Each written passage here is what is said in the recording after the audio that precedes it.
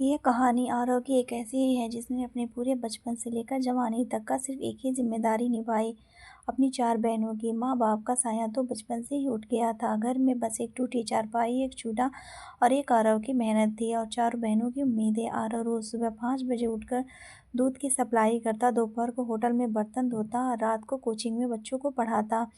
लेकिन बहनों की एक-एक ख्वाहिश उसके दिल पर बोझ नहीं, बल्कि उसके लिए एक इज़्ज़त थी।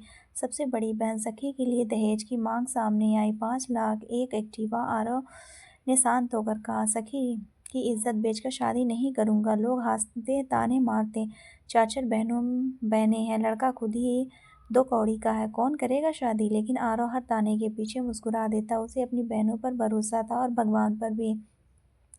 एक दिन मंजरी, जो आरव को वर्षों से चुपचाप चाहती थी, रोते हुए कहती है, तुम कब तक अपनी जिंदगी को टालते रहोगे? आरव आरव हंसकर बोला, जब तक चारों बहनों की विदाई नहीं कर देता। मेरे लिए शादी करना क्या मतलब है? मंजरी की आंखों में आंसू आ जाते हैं। और अगर मैं इंतजार करते करते बूढ़ी हो गई? तो आरव मुस्कुराता है, तो मैं भी बूढ़ा हो जाऊंगा, फिर साथ चलेंगे। एक दिन शहर में एक भयंकर घटना होती है। बाजार में किसी ने साक्षी के साथ छेड़खानी की। पूरे बाजार में भगदड़ मच गई। लेकिन आरव उस लड़के को पकड़कर सामने बोला, जिसने किसी लड़की को छेड़ा वो उसी लड़की से शादी करेगा। सब चौंक गए। लड़का डर कर बोला, मुझे माफ़ कर दीजिए, मैं शादी नहीं करूँगा। आरव गरजा, इज्जत के साथ खिलवाड़ माफ़ी से नहीं मिटती। लड़के के परिवार वाले आए। गुस्सा, बदनामी, सब कुछ झेला। आखिरकार लड़के ने हाथ जोड़कर कहा, मैं गलती मानता हूँ, शादी के लिए तैयार हूँ। साक्षी की पहली शादी ऐसे ही तय हो गई।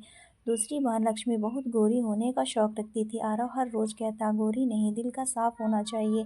लेकिन समाज की सोच नहीं बदलती इतनी आसानी से। एक वेडिंग मैनेजर सिया मैडम की एंट्री होती है। कहा जाता है, जहाँ सिया जाती है वहाँ शादी तय होकर ही रहती है।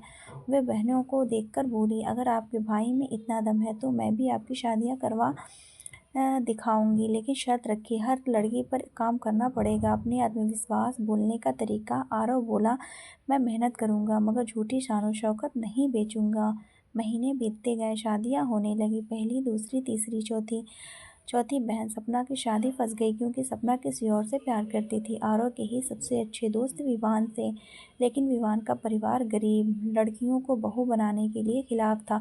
विवान ने कहा, मैं सपना से प्यार करता हूँ, शादी करूँगा। घर वालों ने दरवाज़ा बंद कर दिया। आरव ने विवान को गले लगाया और कहा, प्यार से बड़ा होता है, अगर तुम साथ हो तो मैं मंजिल तक पहुंचकर ही छोड़ूंगा। आखिरकार सपना की शादी भी हो गई। चारों बहनें के सिर पर सुहाग का आंचल आ चुका था।